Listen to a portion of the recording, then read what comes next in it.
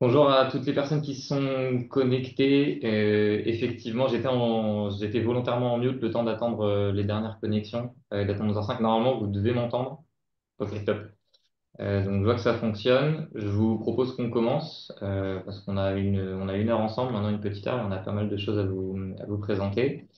Donc, si ça vous va, on y va. Normalement, vous devriez entendre correctement, voir le support et voir l'ensemble des personnes qui sont également avec moi aujourd'hui pour le webinaire. Donc, merci beaucoup de vous être connectés aujourd'hui. Le sujet du jour, c'est de parler d'une déclinaison d'un programme qui existe depuis maintenant plusieurs années, qui s'appelle la Net Zero Initiative, NZI, avec une déclinaison sectorielle pour le secteur de l'immobilier, donc NZI for Real Estate, qui cherche à définir un cadre de contribution à la neutralité pour les entreprises immobilières spécifiquement. Et aujourd'hui, on va s'atteler à répondre à deux questions qui nous semblent importantes, notamment dans le cadre du guide méthodologique qui est disponible aujourd'hui de manière publique sur le site de Carbone 4, et on vous remettra le lien tout à l'heure pour aller le chercher. L'objectif, ça va être de vous présenter du coup ce qu'il y a dans ce guide-là, et ensuite vous pourrez continuer à aller chercher des informations directement dans le document. Les deux questions auxquelles on va essayer de répondre aujourd'hui, c'est dans un premier temps, quel est le rôle de l'immobilier dans l'atteinte de cet objectif de neutralité carbone? Quand on dit neutralité carbone ou net zéro, c'est la même chose, première information. Et puis, une fois qu'on se sera posé cette question qui est un petit peu générale, il y a un point qui nous tient vraiment à cœur, c'est d'être très opérationnel et très concret. Donc, on va aussi essayer de rentrer dans une autre question qui est la manière dont chacune des entreprises de ce secteur immobilier peut contribuer concrètement à sa propre échelle. Pour répondre justement à ces questions-là de manière concrète, l'objectif, ça va être de partager ce webinaire avec un certain nombre d'intervenants et d'intervenantes que vous voyez sur cette slide-là et que je vais laisser du coup se présenter. Bastien, si tu veux commencer. Oui, bonjour à tous.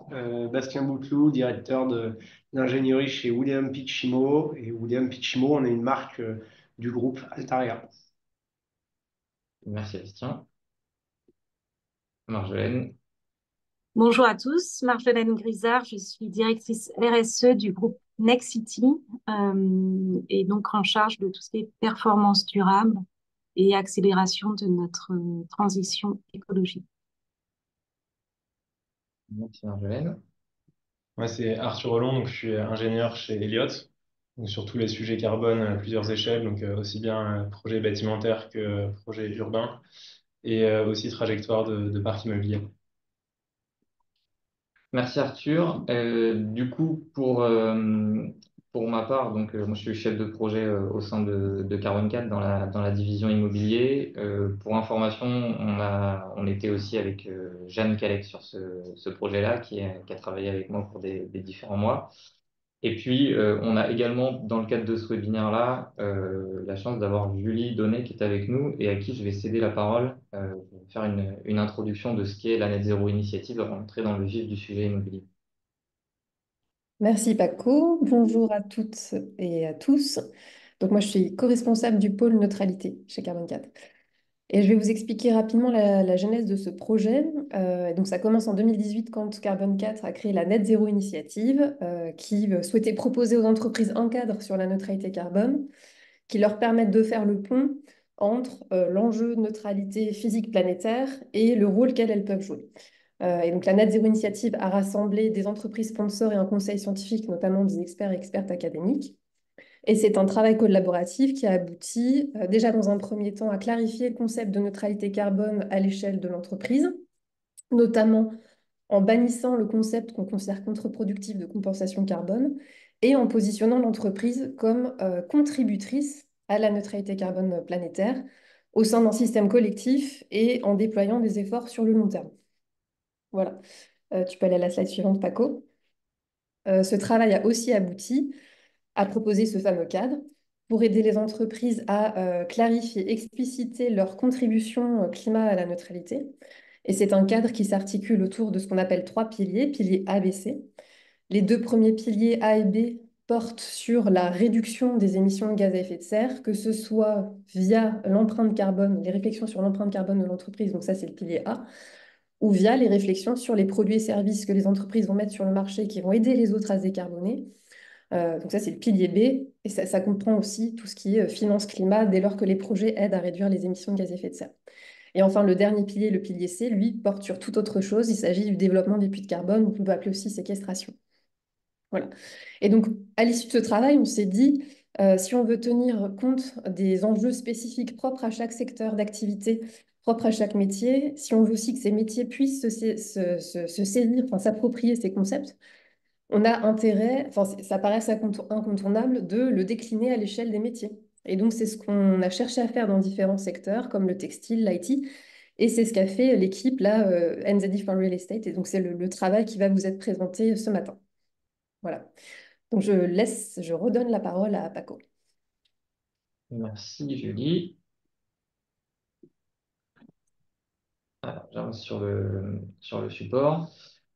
Effectivement, comme Julie vient de le dire, donc l'objectif, c'est de décliner une méthodologie qui a été déjà éprouvée d'un point de vue notamment scientifique pour un secteur spécifique, donc le secteur de l'immobilier. Donc là, on vous remet cet objectif qu'on s'est donné en commun avec les différents acteurs qui ont contribué à ce projet-là, qui était de permettre au secteur immobilier de disposer de ce cadre de contribution à la neutralité de manière propre à ses activités, c'est-à-dire en prenant en compte les spécificités du secteur et les spécificités des métiers de l'immobilier qui sont nombreux et qui sont très différents. Donc ce sous-objectif que vous voyez ici aussi qui est très important pour nous, un cadre méthodologique qui se doit d'être rigoureux, scientifiquement parlant. Donc c'est pour ça qu'on s'appuie notamment sur tout ce qui a déjà été fait par la Net Zero Initiative, et pragmatique. Et donc ça, c'est plutôt un reflet de ce que vous voyez en dessous, c'est-à-dire qu'on a vraiment eu la volonté de créer deux comités qu'on estimait complémentaires, qu'on a appelés comité de pilotage et comité technique, avec des experts et des experts métiers et techniques. Donc autour de la table, vous l'avez compris, vous avez un représentant de Goodem Pichimo, une représentante de Nexity. On avait aussi les équipes d'Altaria plus largement, et puis les équipes de Bouygues Immobilier et de Citrus ont aussi largement participé à ces travaux-là, même s'ils ne sont pas autour de la table aujourd'hui. Et puis, la volonté, au-delà de l'application vraiment sur des métiers concrets, de l'appliquer aussi à toutes les initiatives de place qui préexistent, c'est-à-dire de faire en sorte que la Net Zero Initiative, avec ce cadre rigoureux-là, elle puisse quand même s'intégrer dans la réalité des différentes pratiques préexistantes. L'association BBCA, qui parlait notamment de la neutralité dans son référentiel, la dernière mouture du référentiel BBCA 9, avec une option neutralité qui suit notamment la manière dont fonctionne NZD. L'IFPEB qui avait travaillé aussi à l'application de la neutralité à l'échelle bâtimentaire avec un bâtiment compatible dans cette même idée de bien sortir de ce principe de compensation ou d'objet neutre pour aller vers une stratégie d'entreprise qui contribue et donc un objet qui est le bâtiment qui vienne contribuer lui-même à cette stratégie-là. Et puis, Elliot qui a fait un travail très important également sur le sujet. On va vous le présenter tout à l'heure, qui avait un rôle un petit peu particulier pour faire notamment des cas d'études spécifiques. J'avance avec le premier travail justement qui a été mené par Elliot et que je vais présenter là rapidement. Pour nous, il y avait un enjeu fondamental qui était de créer du lien entre ce qu'on a appelé une échelle stratégique et une échelle opérationnelle, notamment du point de vue du langage qui est utilisé. C'est-à-dire que la méthode NZD, depuis le départ, elle utilise un langage très méthodologique. Julie a commencé à vous en parler. Il y a du pilier A, du pilier B, du pilier C. On parle d'émissions induites, d'émissions évitées, de séquestration. Et en face, il y a un langage métier qui correspond à ce qui est mis en œuvre chaque jour. On avait la volonté d'avoir une matrice de transcription en prenant chacun des leviers du secteur immobilier et d'essayer de transcrire l'impact, enfin de transcrire, pardon, ces deux langages depuis le langage méthodologique vers un langage métier. Donc vous le voyez par exemple sur cet exemple du levier de la performance de l'enveloppe qui va parler d'un point de vue immobilier. En fait, quel est l'impact sur le pilier A de ces leviers sur la performance de l'enveloppe? L'objectif, ça va être à ce moment-là d'essayer d'optimiser le rapport qu'on a entre des émissions qu'on va ajouter par les matériaux de l'enveloppe et la réduction d'émissions que ça permettra en exploitation par les suite. Ça, c'est ce qui concerne la vision émission induite. Avec l'exemple que vous avez là, hein, qui est strictement fictif, on se dit que si on ajoute 20 kg de CO2 par mètre carré avec les matériaux de l'enveloppe et qu'on en économise 100 sur l'exploitation, on va baisser les émissions induites du projet en cycle de vie de l'ordre de 80 kg de CO2. Le deuxième pilier, qui est le pilier B, ce sont les émissions évitées. Et là, le point qui est important méthodologiquement, c'est que ça se calcule à l'échelle d'un projet complet. Donc, notre levier de performance d'enveloppe, il vient contribuer globalement à ce que notre projet bâtimentaire à la fin, notre opération, elle soit plus pertinente d'un point de vue carbone qu'une référence. Et là, on le comprend assez vite, mais je laisserai Arthur le présenter tout à l'heure. L'enjeu des émissions évitées, c'est comment est-ce que je définis une référence que je suis en capacité de justifier, c'est-à-dire une référence qui soit représentative globalement des pratiques de marché. Si j'étais pas venu intervenir moi-même avec mon produit ou avec mon projet, en l'occurrence, par exemple, de rénovation ici. Donc, le pilier B, l'objectif, pardon, c'est d'augmenter les émissions évitées. En pilier A, on essaie de réduire les émissions induites. En pilier B, on essaie d'augmenter les émissions évitées. Et si je garde cette analogie-là pour pousser jusqu'au pilier C, dans l'enveloppe, j'ai la possibilité d'intégrer un certain nombre de matériaux biosourcés. Ça peut être une façade ossature bois, ça peut être des menuiseries bois, ça peut être les protections solaires, des parements de façade, etc. Et tous ces produits biosourcés, ils stockent du carbone. Et l'objectif, ça va être aussi de venir valoriser ce stockage carbone dans les produits biosourcés au travers de ce pilier C avec le CO2 séquestré. Et donc, l'objectif du PDC, c'est bien d'augmenter les séquestrations. Et donc, vous voyez qu'on est passé avec un levier métier bien maîtrisé par l'immobilier à une vision plus méthodologique, stratégie un peu plus haute, où on vient chercher à réduire nos émissions induites, potentiellement augmenter nos émissions évitées par l'opération et venir valoriser des séquestrations également. Donc voilà, ça c'est pour cette matrice de transcription qui nous semblait importante pour essayer de faire du lien avec le langage métier immobilier. Ce que je vais faire maintenant, avant de passer la parole aux différents intervenants, intervenantes, c'est de vous présenter rapidement ce qu'il y a dans le guide méthodologique NZD for Real Estate, donc le livrable des précédents mois de travail là, qui se sont écoulés. On l'a organisé selon les 3 piliers de la Net Zero Initiative. Et je vais vous présenter très rapidement. Tout ça, vous l'avez en détail du coup dans le guide qui est public, encore une fois. Sur le pilier A, l'objectif, ça a été de réfléchir méthode et périmètre de comptabilité carbone dans un premier temps.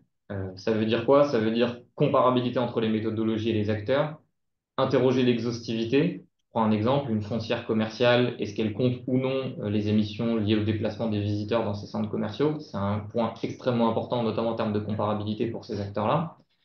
Et puis des règles de reporting qui sont en adéquation avec ce qu'on appelle les référentiels d'engagement. Donc là, ça va plutôt être le point d'après. On vous a remis quelques logos ici, le GHG protocole, l'ARE 2020, ainsi que l'ARIX, par ailleurs, qui a donné aussi un avis là, sur la méthodologie de compta carbone. Ce qui est important à retenir ici, c'est qu'en fait, tous ces différents logos-là, ils ramènent à des méthodes de calcul d'empreinte carbone qui diffèrent entre eux et qui ont tous une forme de justification. Pour autant, l'ARE 2020, c'est une obligation réglementaire en France. Le GHG protocole, c'est le référentiel reconnu à l'international. L'ARIX va aussi faire référence, et notamment quand il va s'agir aussi de comparer un reporting carbone et un reporting financier.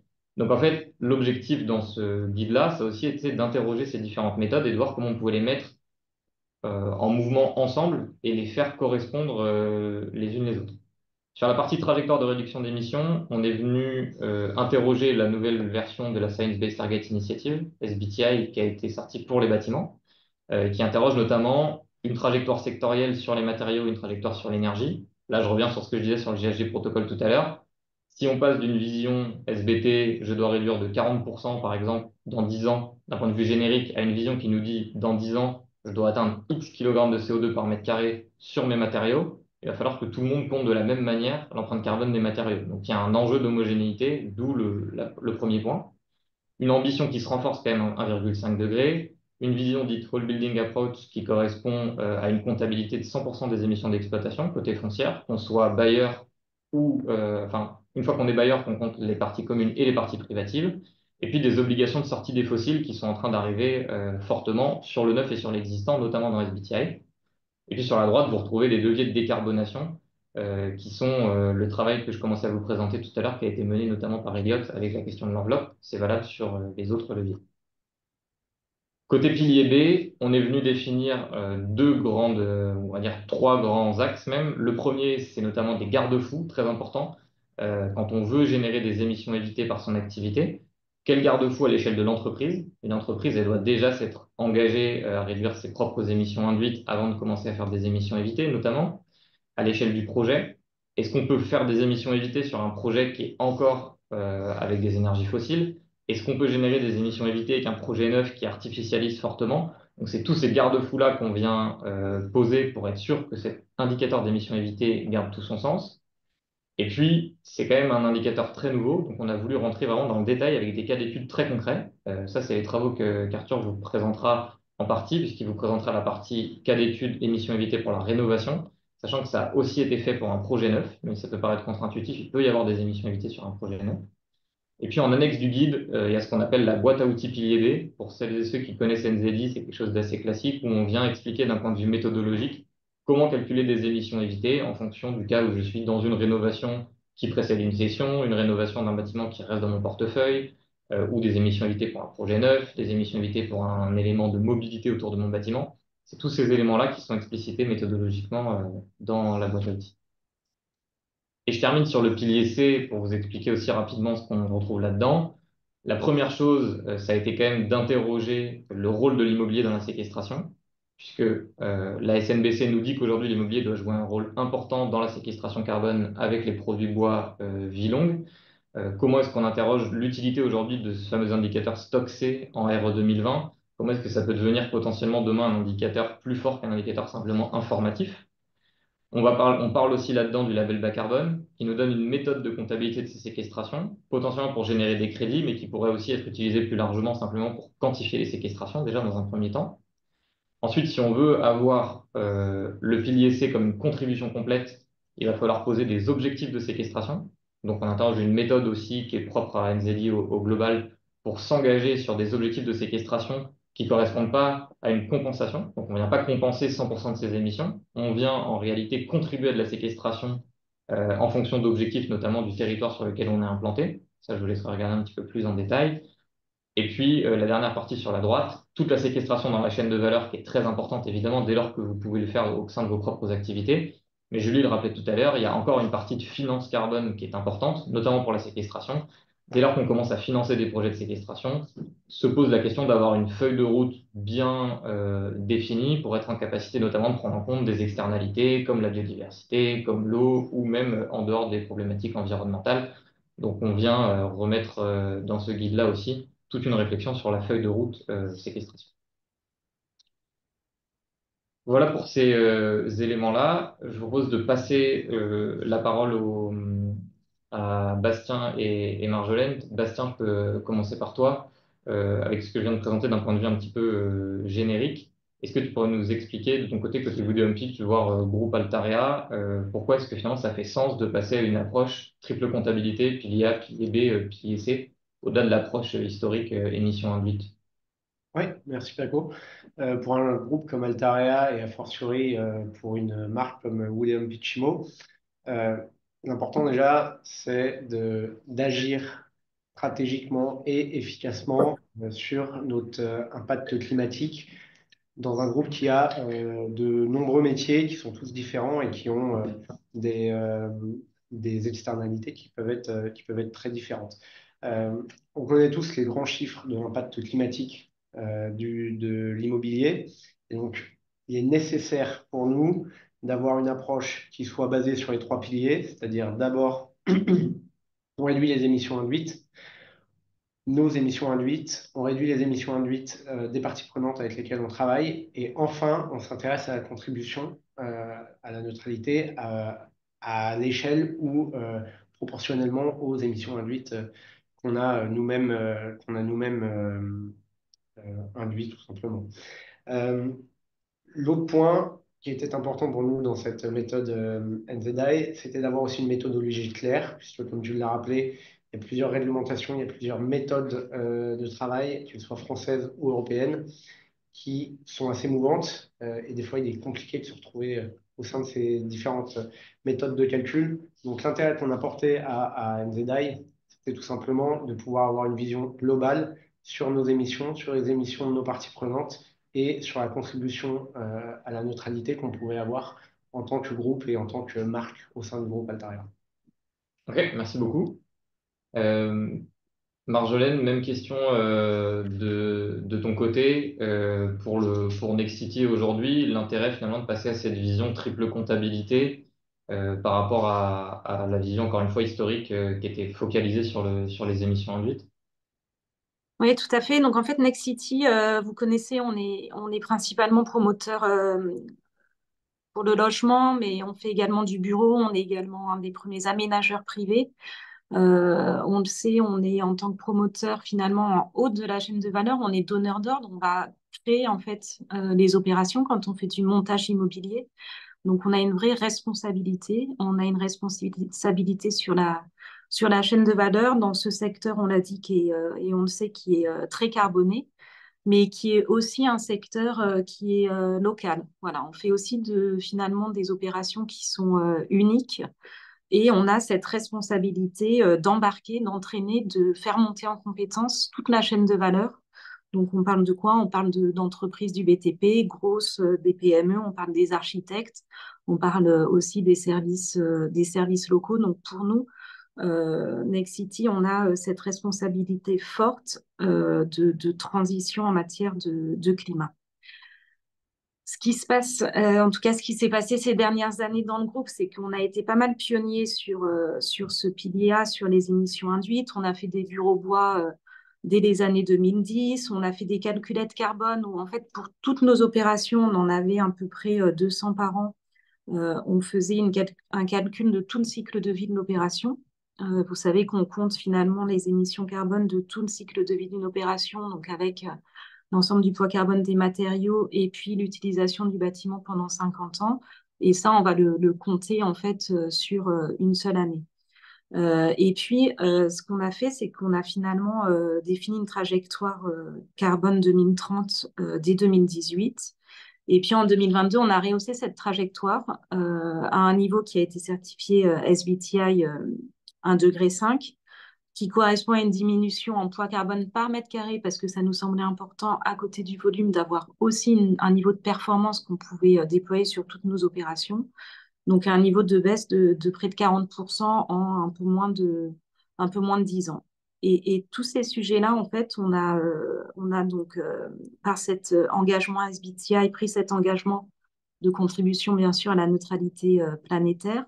On a aussi décidé dans le groupe de faire une résolution climat. Alors, on a même fait une résolution climat et biodiversité, c'est-à-dire de porter au vote de notre Assemblée générale des actionnaires en tant qu'entreprise cotée le niveau d'ambition de notre stratégie climat-biodiversité. Donc là, en fait, on va s'adresser, on est une entreprise française, on a une activité sur tout le territoire pour tous et on est très engagé sur le logement abordable, mais on est aussi observé par des actionnaires, des investisseurs internationaux.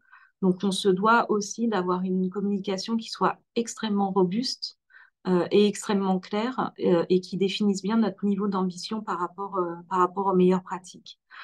Le dernier point que je voulais souligner, c'est que chez Nexity, on a toujours décidé de ne pas acheter de crédit carbone, c'est-à-dire de ne pas compenser par l'achat de crédit carbone. On va le voir par la suite, on a bien sûr énormément de leviers qui sont bien plus proches de notre chaîne de valeur qu'on souhaite actionner. Donc voilà, une démarche de contribution à la neutralité pour laquelle on a besoin qu'elle soit extrêmement robuste, claire, aujourd'hui qu'elle soit auditable, hein, parce que maintenant, ces comptabilités carbone ou données environnementales, on est sur des sujets qui doivent être vérifiés, auditables, et on a absolument, absolument besoin de méthodes très robustes et très partagées. Je vous parlerai plus en détail des actions concrètes dans la suite. Merci Marjolaine. Effectivement, donc merci à tous les deux pour cette présentation-là, la manière dont ça peut s'inclure aujourd'hui dans vos stratégies d'entreprise. À rappeler effectivement que cette contribution à la neutralité, ça demande déjà d'avoir une maturité importante. Et Bastien, tu l'as rappelé sur la partie déjà réduction des émissions induites, engagement sur cette partie-là. Donc effectivement, c'est quelque chose d'assez nouveau et c'est quelque chose d'extrêmement important aussi, certainement dans le cadre de cette sortie de crise dans laquelle on est en train qu'on est en train de vivre aujourd'hui et pour autant sur laquelle il n'y a pas de pause du point de vue de la réglementation environnementale, du point de vue de ce qui se passe aussi au niveau européen. Pour rester dans le concret, du coup, je vous propose de basculer sur la partie émission-été dont je vous parlais tout à l'heure avec un cas d'étude spécifique qui avait été mené du coup par les équipes d'Eliott. Et Arthur, du coup, je te laisse la parole pour la présenter. Merci Paco. Du coup, je vais vous présenter ce cas d'étude de rénovation lourde qui est un cas d'étude réel. Donc, l'objectif, c'était vraiment de tester l'opérationnalité de la méthode sur des vrais cas donc de rénovation lourde. Et ici, on a testé deux variantes. Un premier scénario qui est effectivement celui qui a été mis en place dans le projet. On a remplacé tous les systèmes énergétiques par des nouveaux, mais en gardant une part d'énergie fossile. Et on a testé un deuxième scénario qui est un scénario fictif, où on a voulu voir l'impact de quand on abandonnait l'énergie fossile par des pompes à chaleur pour voir ce que ça allait donner en termes d'émissions évitées. Euh, donc le cœur de ma présentation, ça va être de vous parler des émissions évitées, parce que les émissions induites, c'est quelque chose qu'on a l'habitude de traiter avec tous les indicateurs classiques d'ACV, d'impact carbone de construction et énergie. Mais la difficulté ici, ça va être de calculer les émissions évitées, qui par définition, donc j'ai remis la formule, c'est la différence entre les émissions induites du scénario de référence et celles du scénario de projet. Et du coup, la grosse question, c'est comment définir le scénario de référence. On pourrait se dire, en première approche, qu'on considère l'état existant du bâtiment et on projette en fait les émissions énergétiques d'exploitation sur 50 ans. Néanmoins, c'est peu probable que ça se passe effectivement de la sorte, pour plusieurs raisons, notamment, premièrement, parce que le bâtiment en l'état n'est peut-être pas réglementaire et ne le sera peut-être pas dans le futur. Pour les logements, il y a la loi climat et résilience qui impose des sceaux d'étiquette DPE. Donc, il faudra dans tous les cas remettre aux normes le bâtiment existant.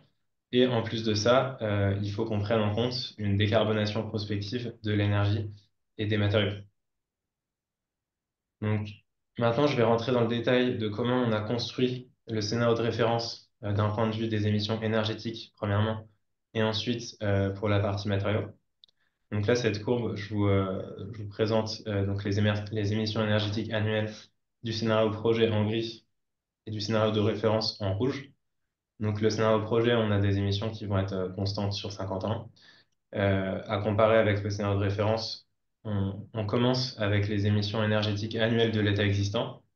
Et ensuite, euh, je te laisse passer la slide d'après, on voit qu'on va avoir tous ces sauts d'étiquette DPE pardon, que je vous présentais, qui sont donc la mise aux normes de la loi climat et résilience. On doit passer au minimum classe F en 2025, puis classe E en 2028, et enfin en 2033, on doit atteindre la classe énergétique D.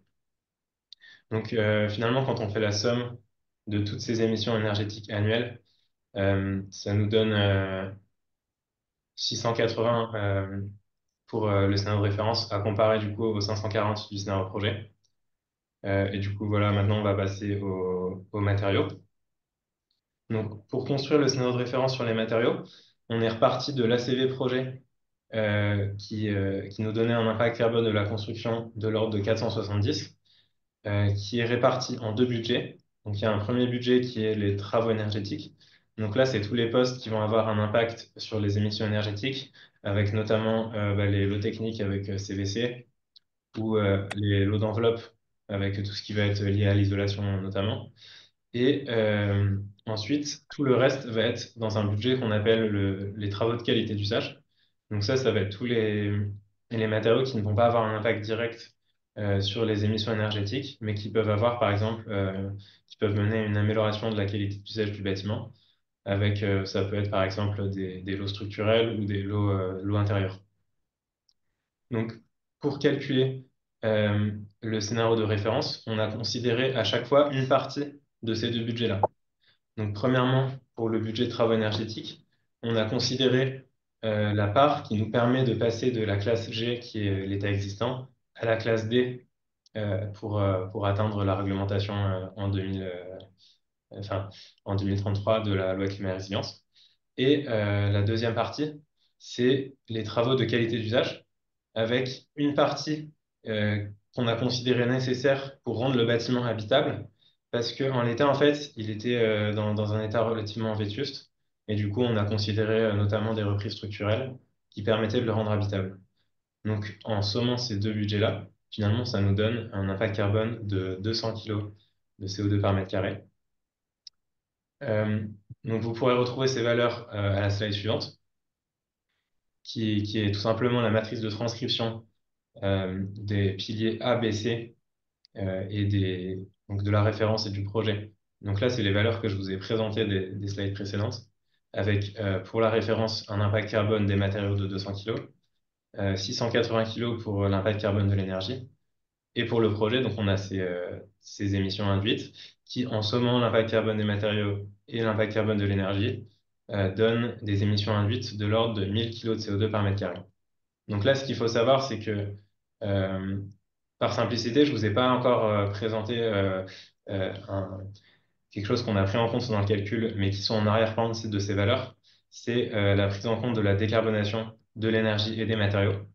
Donc là, on s'est basé sur des trajectoires nationales. Donc dans ce cas d'étude-là, on a utilisé les trajectoires AME de la SNBC. Donc pour ceux qui ne connaissent pas, c'est ce qu'on appelle les trajectoires donc avec mesure existante de la SNBC, qui en gros qui correspond à si on continuait avec les réglementations en place, quelles sont les trajectoires à horizon 2050, qui sont du coup moins ambitieuses que les trajectoires AMS, qui sont les trajectoires avec mesures supplémentaires, qui permettent d'atteindre la neutralité carbone en 2050. Mais du coup, nous, enfin, pour rester avec des hypothèses conservatrices, on a considéré la trajectoire AME. Voilà pour le pilier A. Ensuite, quand on passe au pilier B, c'est tout simplement la différence entre les émissions de la référence pour les matériaux et pour l'impact carbone du projet. Donc la première ligne, on a 200 moins 470 qui nous donne du coup un surinvestissement de 270 kg pour l'impact carbone des matériaux du projet par rapport à la référence. Donc ça, on aura tout le temps une valeur négative pour les rénovations parce qu'en fait, on a construit l'impact carbone matériaux de la référence à partir de la CV du projet. Donc c'est normal qu'elle soit incluse dedans et que du coup on ait une valeur négative. Mais ce surinvestissement en carbone matériaux par rapport à la référence s'accompagne d'une réduction de l'impact carbone de l'énergie parce qu'on allait plus loin que la réglementation. Néanmoins, ce qu'on peut remarquer ici, c'est qu'on obtient 140, donc en impact carbone énergie en termes d'émissions évitées. Donc ça ne permet pas en fait d'avoir finalement des émissions évitées quand on somme matériaux et énergie. Ici, on a une valeur négative, donc le projet ne permet pas en l'état d'éviter des émissions. Donc ça, c'est intéressant de voir que c'est pas si facile que ça d'éviter des émissions et que du coup, il faut concevoir des projets qui soient à la hauteur des enjeux. Donc là, le pilier C, je ne vais pas passer beaucoup de temps dessus parce que c'est pas le cœur du sujet dans le cas de la rénovation. Mais dans l'autre cas d'étude qui est la construction neuve, là, c'est un enjeu un peu plus central qui est détaillé dans le rapport. Du coup, je te laisse passer à la slide d'après, Paco. Euh, Là, c'est donc le scénario fictif qu'on a testé en remplaçant toutes les chaudières gaz par des pompes à chaleur. Et ici, ce qu'on peut remarquer, c'est qu'on a un investissement de plus 30 kg sur l'impact carbone des matériaux du projet, correspond justement à l'impact carbone de ces pompes à chaleur, mais qui s'accompagne d'une réduction drastique de l'impact carbone de l'énergie. Ici, on diminue de l'ordre de plus de 400 kg par rapport au scénario 1. Et finalement, ça nous permet de réduire bah, pour atteindre 610 kg d'émissions induites. Et du coup, par un système de vases communicants, en réduisant ces émissions induites, on va augmenter du même ordre de grandeur les émissions évitées pour là avoir une valeur de 270 kg. Donc là, on est bien supérieur à zéro. Et donc, on peut affirmer avec certitude que le projet permet effectivement d'éviter des émissions. Donc, c'est intéressant de voir que ce levier d'énergie décarbonée donc, permet d'augmenter significativement les émissions évitées. Dans la rénovation, il y a d'autres leviers qui peuvent intervenir et qui sont fondamentaux. Notamment, il y a la conservation de l'existant, mais il y a aussi, quand on ne peut pas forcément conserver l'existant, l'utilisation de produits neufs bas carbone. Merci, Paco. Voilà. Merci beaucoup, Arthur, pour cet exemple-là qui est un exemple important. Alors, vous le voyez, c'est pas si simple que ça de faire ces calculs-là, mais c'est tout l'objet du guide méthodologique et de l'annexe dont je vous parlais aussi tout à l'heure. On est venu vous expliciter la manière de calculer cette référence, la manière de calculer les émissions induites, les émissions évitées et la quantification des séquestrations dans ce guide pour différents modes d'opération.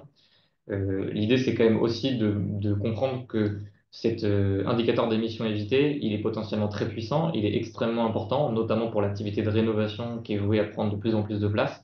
Donc, il est vraiment nécessaire d'avoir une méthode très rigoureuse qui justifie du caractère additionnel des émissions effectivement évitées par une opération de rénovation, pour s'assurer qu'effectivement l'opération qui a été mise en œuvre, elle permet d'éviter des émissions au sens où ce que vous avez mis en œuvre au travers, par exemple, de votre opération de rénovation permet d'aller plus loin que ce qu'aurait fait très logiquement le marché par la réglementation, par exemple, sans votre apport particulier.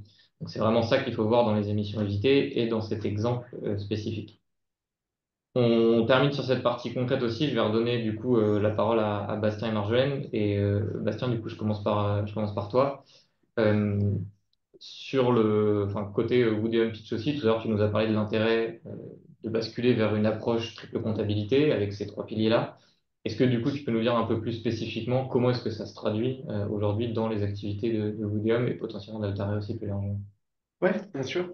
Euh, En cohérence avec la philosophie des trois piliers de NZI, chez William Pichimo, on a mis en œuvre une stratégie systématique pour 100% de nos projets qui est une stratégie à trois étages. Le premier étage, c'est un étage qu'on va appeler éviter, qui va se traduire par 100% d'analyse du cycle de vie dès les premiers coups de crayon sur 100% de nos projets et qui va viser à éviter un maximum de matière intégrée, à éviter un maximum de matière, d'énergie consommée par le projet sur l'ensemble de son cycle de vie.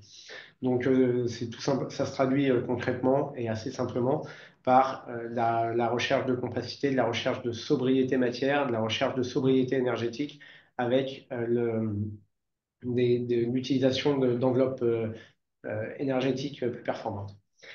Le deuxième étage de la fusée, c'est celui de l'intensité. L'intensité carbone surtout, donc c'est l'intensité carbone des matériaux et l'intensité carbone de l'énergie. C'est-à-dire qu'une fois qu'on a évité au maximum d'utiliser de la matière, eh bien, on va s'intéresser au poids carbone de cette matière pour réduire encore plus le poids carbone du bâtiment sur l'ensemble de son cycle de vie. Et de la même façon pour l'énergie, une fois qu'on a réduit au maximum l'énergie consommée, on va s'intéresser au poids carbone de l'énergie consommée. On va aller chercher les énergies les plus décarbonées. Ce double étage, il nous permet d'aller viser des objectifs sur 100% de nos opérations qui sont au minimum le niveau 2028 de l'ARE 2020. On a aussi une stratégie BBCA avec, eh bien, lors du dernier SIPCA, donc Salon de l'immobilier bas carbone, on a eu 100% de nos projets labellisés qui étaient des projets BBCA excellents et ça nous permet donc d'avoir un travail sur les émissions induites qui soit aussi bien sur les matériaux que sur l'énergie, qui est systémique sur 100% de nos opérations et qui nous permet de prendre de l'avance sur la réglementation. Enfin, le troisième pilier, une fois qu'on a travaillé sur toutes ces émissions induites, c'est celui de la contribution à la neutralité carbone. Et ce pilier-là, on l'adresse non pas avec le rachat de crédit carbone à l'extérieur, mais plutôt sur notre périmètre d'intervention. Et pour le bâtiment neuf, la meilleure contribution qu'on puisse avoir, c'est de stocker à longue durée de vie du carbone dans les matériaux de construction. C'est un objectif majeur de la stratégie nationale bas carbone. C'est aussi un objectif majeur des travaux de la filière bois menés en collaboration avec Carbone 4. Or, ce stockage carbone à longue durée de vie dans les matériaux de construction, aujourd'hui, il est calculé via un indicateur stock C dans la RE 2020, mais il n'est pas réglementé. C'est-à-dire qu'on peut avoir un bâtiment qui est RE 2020 niveau 2031, mais avoir un stock C qui est à zéro. Et donc, la méthodologie sur laquelle on s'appuie pour reconnaître et valoriser ces crédits carbone, c'est la méthodologie du label bas carbone donc, qui a été développée par l'association BBCA pour l'utilisation de matériaux biosourcés dans les bâtiments neufs. Et on a obtenu cette année les deux premières labellisations bas carbone pour deux projets qui sont à Boulogne-Billancourt et à Rueil-Malmaison pour environ 1800 tonnes de CO2 reconnues stockées dans le bâtiment. Et on est donc sur une reconnaissance qui est étatique, scientifique, de crédits carbone, si je peux utiliser le terme, qui sont de qualité puisqu'ils sont locaux à longue durée de vie est assez compliqué à, à développer puisque l'intégration massive de matériaux biosourcés en remplacement de matériaux traditionnels a encore quelques barrières d'entrée aujourd'hui sur le marché. Donc ça, c'est vraiment le troisième étage de la fusée sur lequel je voulais m'appuyer un peu plus longtemps, qui est la reconnaissance de cet effort complémentaire de stockage carbone longue durée dans les matériaux biosourcés et plus généralement dans les bâtiments. Merci Bastien. Donc effectivement, on retrouve les trois étapes et les trois piliers dont on avait parlé tout à l'heure. Je te remercie pour cet exemple-là. Et effectivement, ce que tu dis avec le label bas carbone et qu'on recite aussi un petit peu dans le guide, et je me permets de refaire aussi un petit ajout sur le fait que ce label bas carbone, il permet de quantifier les séquestrations. À la base, on pense directement au crédit carbone et potentiellement revente de ces crédits. Demain, on peut aussi se dire qu'une fois qu'on a quantifié tout de la même manière ces séquestrations-là, on peut réfléchir à valoriser ces séquestrations dans sa propre trajectoire. Tout à fait. En fait, c'est l'important pour un groupe comme Altarea. Aujourd'hui, ces crédits carbone, on ne les a pas fait financer à l'extérieur. On ne sait pas encore si ce sera le cas ou non, mais l'important, finalement, le plus important aujourd'hui pour nous, c'est de les avoir fait reconnaître par une méthodologie scientifique rigoureuse et en ligne avec les meilleures pratiques du marché. Merci beaucoup. Euh, du coup, Marjolaine, de ton côté, côté Nexity, pareil, tu nous as parlé un petit peu tout à l'heure de la manière de fonctionner. Est-ce que tu peux nous dire concrètement comment ça fonctionne pour vous et ce que vous mettez en œuvre sur sur ces trois piliers? Oui, volontiers. Donc en fait, Nexity, comme je vous disais, on est premier promoteur. On a été, euh, on a obtenu la place de leader du palmarès BBCA des maîtres d'ouvrage pendant 6 ans. Et puis on a, comme je vous disais également, à peu près 200 opérations par an partout en France sur des enjeux aussi d'abordabilité pour nos clients des différents logements. Donc en fait, on a commencé à réfléchir, comme je vous disais, en 2022 avec cette nouvelle ambition. On a commencé à faire un petit peu de pédagogie en interne. C'est extrêmement important de vulgariser auprès des collaborateurs, auprès des patrons, auprès de la chaîne de valeur, auprès des différentes parties prenantes. On avait fait en 2022 un atelier avec Carbone 4 sur la neutralité pour commencer à comprendre les différents piliers. Avant, on disait bah, attention au double comptage. En fait, là, c'est une approche complètement différente. Donc voilà, on avait commencé un petit peu à, euh, à parler de ces sujets-là en 2022. On a aussi structuré l'entreprise. On parlait de faire se parler les échelles stratégiques et opérationnelles. C'est extrêmement important pour une entreprise comme la nôtre, qui sommes assez décentralisés aussi sur le territoire français. Donc, au sein de la direction RSE, on adresse les enjeux stratégiques et puis on prépare leur opérationnalisation. Et puis, on s'appuie sur un bras armé qui a été créé, qui est une véritable direction du déploiement bas carbone, donc qui va aller au contact de l'ensemble des métiers pour travailler ces sujets de conception. Donc, on va avoir un travail voilà, collaboratif où on va décliner en objectifs de performance annuels. Donc, pour piloter notre trajectoire qui porte sur les livraisons, chaque année, on fixe des objectifs pour la phase de dépôt de permis de construire. Donc, des objectifs en performance par rapport à l'ARE, des objectifs de certification. Et puis, on va collecter l'information de manière trimestrielle. C'est une vraie comptabilité carbone dans le sens où on demande à l'ensemble des équipes, en même temps qu'on leur demande leur performance financière trimestrielle, et ben, on va leur demander leur performance carbone. C'est ce réflexe qu'on a mis en place dans le groupe. Et puis l'année dernière, ben, en fait, on avait missionné Elliott et Carbone 4 pour nous aider à réfléchir à la transposition des calculs RE2020 en GHG protocole. Donc, juste avant de rejoindre l'initiative NZI, on avait voilà, identifié ce besoin de compter aussi ce carbone du pilier A avec la méthodologie GHG protocole. Comme je vous le disais, on avait cet engagement SBTI et puis on doit rendre des comptes également au niveau international. Ce qui est important pour nous aussi, c'est finalement de valoriser parce qu'on va plus loin que la réglementation qui est extrêmement ambitieuse, hein. La RE 2020, c'est extrêmement ambitieux au niveau européen. Donc, tous les leviers pour valoriser le fait qu'on va plus loin sont très importants pour nous. On communique sur le fait que nos dépôts de PC en moyenne cette année sont 30% meilleurs que la RE 2020. Donc, c'est quand même voilà, une évolution très importante. Qu'est-ce que ça veut dire en matière d'émissions évitées? On veut absolument pas dire n'importe quoi. Donc, comme je le disais tout à l'heure, on a besoin de transformer ce niveau de performance par rapport à la RE 2020 en tonnes de carbone qu'on a pu éviter. Juste deux exemples pour Nexity. On est en train de construire à Lyon Confluence. Donc, en fait, c'est pas un immeuble concept passif, c'est vraiment un immeuble qui est en phase de chantier et qui est un immeuble finalement qu'on a appelé essentiel parce qu'il est plutôt basé sur le low-tech et sur un esprit de sobriété. En fait, c'est un immeuble de logement qui va aussi être vendu à des ménages sous conditions de ressources, c'est très important pour nous, qui ne nécessite ni chauffage ni climatisation. Donc, c'est une forte isolation, c'est une ventilation naturelle, etc., etc. Donc là, on est un petit peu sur de la R&D, sur qu'est-ce qu'on peut faire comme grand collectif qui ne représenterait quasiment pas d'émissions en phase d'utilisation. On a aussi un autre sujet sur cette thématique d'émissions évitées qui est très important, qui sont les émissions évitées sur les enjeux de réhabilitation. On en a parlé, la réhabilitation, c'est très complexe, beaucoup plus que le neuf.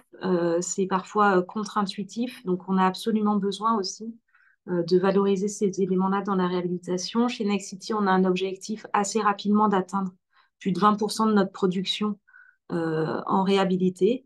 On fait énormément déjà de requalification urbaine. Hein. On produit énormément de neufs sur des ZAC qu'on a préalablement dépollués, etc., etc. On a aussi donc signé l'année dernière un énorme partenariat avec Carrefour pour transformer plus de 75 sites Carrefour, donc des sites Carrefour qui sont soit des entrées de ville, comme vous les imaginez, soit des cœurs de ville. Donc on va ici créer de l'intensité d'usage, du logement, du bureau, et puis on va travailler bien évidemment de la réhabilitation et puis du neuf en modulaire 2D. Donc on a absolument besoin de manière générale sur ces sujets de travailler le déjà là, d'avoir une méthodologie qui soit précise. Et on le sait tous, ce sont des sujets qui sont très complexes à calculer. Donc voilà, donc au-delà de la méthode robuste, comme je disais, auditable et puis partagée par tous, on a besoin aussi de vulgariser, de rendre accessible. C'est l'effort que vous faites côté Carbone 4 Elliott. On en a absolument besoin dans nos entreprises, comme je le disais, au sein de notre chaîne de valeur. Et puis, concernant le stockage du carbone, je vous ai dit que nous, on n'a pas souhaité compenser ou mettre de la compensation dans notre stratégie. Par contre, on regarde bien évidemment ces sujets-là. On a été mécène du label bas carbone pour l'immobilier et puis on le teste également sur quelques opérations. Donc on a testé sur 2 opérations, notamment cette année, pour effectivement avoir cette méthodologie de quantification. Donc voilà ce que je voulais vous dire. Je pense que c'est très important d'avoir des méthodes et je pense que c'est très important qu'elles soient partagées et qu'elles puissent être assimilées par les différents métiers de l'immobilier et puis par les dirigeants. Merci Marjolaine, merci Bastien, merci Arthur pour ces éléments qui j'espère vous ont permis pour les participants participantes au webinaire là, de comprendre un petit peu mieux comment est-ce que vous pouvez vous emparer de ces sujets-là. Je répète un point important, hein, tout ce qu'on vous a présenté là de façon assez rapide avec des exemples quand même qu'on a essayé d'être les plus concrets possibles se trouve dans le guide méthodologique qui est disponible sur le site de Carbone 4 et qui a été produit à l'issue de tous les travaux qu'on a menés. Il y a différentes questions qui sont tombées pendant qu'on présentait. On a au choix entre 5 grosses minutes et 10 petites minutes pour essayer d'y répondre.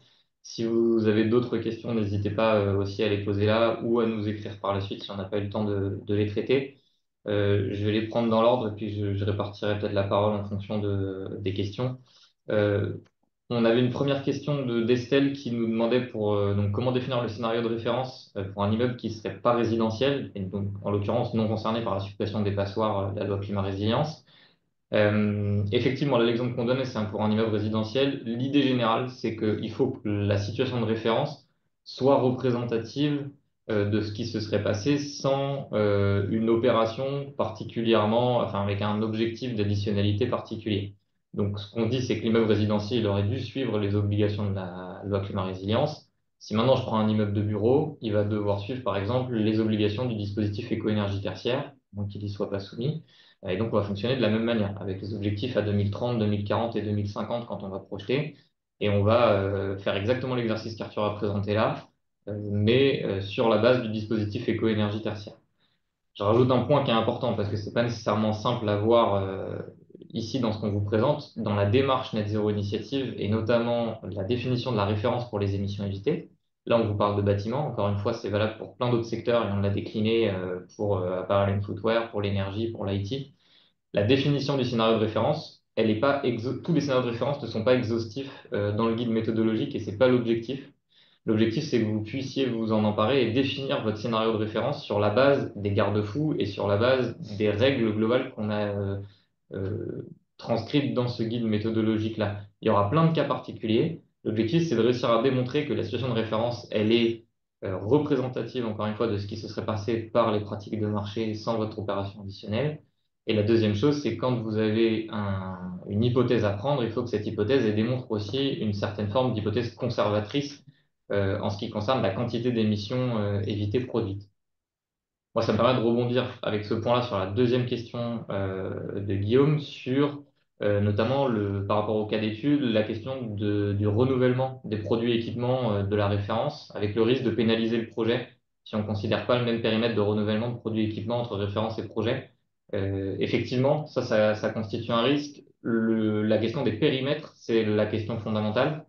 Arthur en parlait tout à l'heure. Typiquement, il a repris dans le calcul des émissions qui sont liées à des reprises de plancher, des reprises structurelles qui étaient nécessaires pour l'habitabilité du logement.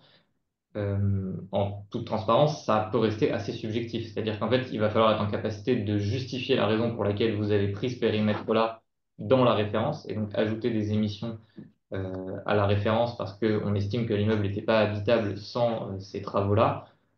Ensuite, l'important, c'est d'avoir une méthode qui permette d'avoir une comparabilité. Les émissions évitées, c'est une différence entre la référence et le projet. Arthur l'a dit à plusieurs reprises. Donc, dès lors qu'on utilise la même méthode pour la référence et le projet, par soustraction, logiquement, on va retrouver une logique. Et dernier point, quand on prend une hypothèse spécifique, vraiment garder l'hypothèse la plus conservatrice possible pour faire en sorte qu'on ne soit pas en train de surestimer la quantité d'émissions évitées du projet. Donc, il y a plein d'exemples dans le guide méthodo avec des cas d'études très concrets, d'opérations de réno, d'opérations de neuf. Vous allez toujours avoir des opérations spécifiques avec des cas particuliers. C'est OK de les traiter du point de vue de la méthodologie NZD à partir du moment où la situation de référence est correctement justifiée. C'est ça qui donnera de la valeur à l'indicateur d'émissions évitées sur lequel vous communiquerez par la suite. Il y avait une question de Nathalie sur la partie, je crois, notamment suite à la présentation de Bastien, sur la comptabilité du stock C et la question qui est, est-ce que du coup, tu as utilisé la valeur de stock C des F2S matériaux du projet dans le cadre de la quantification de ce stock C? Ouais, tout à fait. En fait, la méthode label bas carbone se base sur le calcul réglementaire du stock C, auquel derrière elle applique des modulations et des rabais qui peuvent être soit pour moduler en fonction de la durée de vie du matériau utilisé, puisque l'idée c'est vraiment d'utiliser des matériaux qui ont la plus longue durée de vie possible pour stocker le plus longtemps le carbone dans le bâtiment. Mais il y a aussi des modulations pour prendre en compte un risque de non-permanence du stockage. Donc, la méthode label bas carbone développée par BBCA sur le sujet repart du stock C, qui est calculé automatiquement, réglementairement à partir des FDES utilisés sur le projet. Euh, et de ce stock C, il est appliqué des formules de calcul qui permettent de le traduire en stockage carbone longue durée, conformément au projet qu'on peut voir par exemple dans le CRCF au niveau européen, qui est en cours de discussion en ce moment. Ouais, merci Bastien pour ta réponse. J'en profite, vous le trouverez encore une fois dans le guide, mais je rebondis là-dessus. Il y a une nouvelle méthode, encore une fois internationale, qui est en cours aussi de validation par le GHG Protocol, avec un GHG Protocol Land Sector and Removals, qui s'intéresse aux émissions biogéniques, qui s'intéresse aux séquestrations, sur lesquelles on est en train de travailler là chez Carbone 4 pour essayer de la décrypter pour les différents secteurs et ce que ça induit. L'idée de l'analyse qu'on a fait vis-à-vis de la méthode du label bas carbone, c'était de vérifier un point important qui est dans le GHG, Land Sector and Removal, s'il y a un certain nombre de garde-fous. Et là, Bastien vient d'en parler. Comment est-ce que je fais en sorte de m'assurer qu'à l'amont, ça a été correctement compté? Comment est-ce que je m'assure de mettre des facteurs de sécurité à l'aval et que je ne compte pas de la séquestration dans un bâtiment qui risque de brûler ou d'être déconstruit prématurément? Et donc, le point qui était important dans la validation aussi de la méthode du label bas carbone, c'était de vérifier que ces garde-fous-là avaient bien été pris en compte. Et c'est effectivement le cas. Et c'est notamment ce qui a été fait dans le cadre du CRC. Et en effet, je rebondis sur le dernier message de Nathalie qui dit qu'il y a des erreurs de Stocksé dans les FDES. Tout à fait. Alors, il y a des erreurs de Stocksé dans les FDES qui le comprennent à zéro puisqu'elles n'ont pas été mises à jour depuis l'apparition de la RE2020. Et ça, c'est plutôt des erreurs, je dirais, sécuritaires. Et on est aussi tombé sur d'autres erreurs qui étaient des erreurs moins sécuritaires, qui étaient de confondre stock CO2 et stock C. Or, il y a un rapport de 3,6 sur le sujet. Donc, il faut rester vigilant, mais de toute façon, ces calculs sont après revérifiés par les préfectures, font l'objet d'un arrêté préfectoral, puis elles sont revérifiées encore par des certificateurs par la suite. Donc il y a tout un process de sécurisation de ces données qui est assez important et qui permet de reconnaître de façon assez sereine le stockage carbone à longue durée de vie dans les matériaux. Ouais, effectivement, pour l'utilisation du label bas carbone. Donc on a un tout petit peu dépassé, mais pour celles et ceux qui ont encore 1 ou 2 minutes, il y avait au moins 2 autres questions. Une autre question de Guillaume sur le label bas carbone qui valorise également le réemploi. Alors là, je vais donc, le réemploi en crédit carbone et la question est-ce que le référentiel le compte aussi en pilier C ou uniquement le carbone biogénique? Donc de mémoire, et j'ai l'impression que c'est sous-tendu dans la question, celui-ci sur le réemploi, c'est des émissions évitées. Ça valorise un évitement d'émissions par rapport justement à une référence. Donc dans ce cas-là, c'est pas du pilier C parce que c'est pas de la séquestration, effectivement. Sauf si la question concernait vraiment spécifiquement du réemploi sur du matériau biosourcé. Par contre, dès lors qu'on a la capacité de valoriser des émissions évitées sur la base d'une référence qui est justifiée par exemple par un label, ça peut complètement être de la même manière une façon de valoriser des émissions évitées dans le pilier B, pour le coup, quand on parle d'émissions évitées. Euh, une autre question, Hugo, qui nous pose la question du coup de est-ce qu'on considère qu'une entreprise ne peut influer que sur ses émissions en intensité, en kilos de CO2 par mètre carré et non en absolu, donc juste en tonnes de CO2? Donc quelle dépendance des entreprises ne relève que du marché externe, en particulier le nombre de mètres carrés construits ou exploités? J'imagine que c'était plutôt suite à l'exemple qui était donné où on a parlé principalement d'intensité parce qu'on se situait sur une opération donnée. Ce qu'on dit, c'est d'abord, si là on parle plutôt, j'imagine, d'émissions induites et de réduction des émissions induites, les référentiels d'engagement et de fixation d'objectifs, principalement aujourd'hui, ça pourrait changer par la suite, mais aujourd'hui, sont principalement basés pour NZD sur SBTI et Science Based Targets Initiative. Il y a des méthodes en intensité, il y a des méthodes en absolu. L'objectif, c'est de garder une méthode qui soit scientifiquement rigoureuse. C'est valable pour tous les piliers comme pour le pilier A. Et donc, il y a une forme d'engagement, dès lors qu'elle doit être faite en intensité, qui doit suivre un certain nombre de règles et de trajectoires validées. Ça, c'est ce que le SBTI a proposé avec les trajectoires sectorielles, matériaux, énergie en intensité récemment. Jusqu'à maintenant, pour le bâtiment, on était pratiquement obligé d'être en absolu parce qu'il y avait une vieille méthode sur la partie commerciale, exploitation, mais c'était très, très, très limité. Aujourd'hui, avec SBTI Buildings, il y a effectivement une possibilité de s'engager en intensité. Mais l'idée, c'est que derrière, il y a un certain nombre de garde-fous qui vérifient normalement qu'il y a une forme de logique en absolu, même si elle n'est pas complète, et que là-dessus, SBTI a aussi ses limites d'un point de vue méthodologique. Pour l'instant, c'est là-dessus qu'on s'appuie. Et une dernière question, je crois, de Dan qui nous posait la question pour le tertiaire, est-ce que l'idée est de prendre en compte tous les usages, y compris les consommations d'énergie liées à l'activité, ou seulement les usages du bâtiment? Euh, Là, ici, l'objectif, c'est encore une fois, par rapport à ce qu'on disait tout à l'heure sur les émissions évitées, j'imagine que la question porte plutôt sur ce périmètre-là. L'idée, c'est d'avoir, étant donné que les émissions évitées sont caractérisées comme la différence entre les émissions dans un cas de référence et les émissions du projet, ça va être d'avoir des périmètres comparables. Donc surtout, ne pas avoir un cas de référence qui prend un périmètre qui soit différent du cas projet. Et ensuite, logiquement, c'est-à-dire que si vous n'avez pas du tout d'informations sur le fait que l'opération de rénovation, elle va permettre de baisser les usages non usage RT, bah, globalement, ça veut dire qu'ils vont venir de toute façon se neutraliser dans cette différence-là. Par contre, à partir du moment où l'opération permet de effectivement faire baisser les consommations sur des usages qui ne sont pas des usages RT, à partir de ce moment-là, on peut estimer que l'opération, elle vient réduire les consommations, donc réduire les émissions sur ce périmètre-là, et ça paraît tout à fait pertinent de les comptabiliser dans ce cas-là, et dans la situation de référence, et dans la situation de projet, pour valider des émissions évitées sur un périmètre, encore une fois, qui a été justifié pour le cas particulier de ce projet.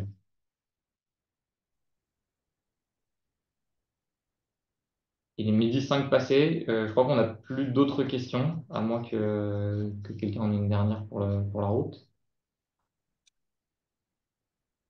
Ça a l'air d'être bon. Dans ce cas-là, il ne me reste plus qu'à vous remercier d'avoir été présent jusqu'à maintenant et bon appétit. Le guide est disponible sur le site de Carbone 4, encore une fois. Et si vous avez des questions, n'hésitez pas à nous écrire directement également. Et merci beaucoup à tous nos intervenants et intervenantes à ce webinaire-là. Bonne journée. Merci à tous.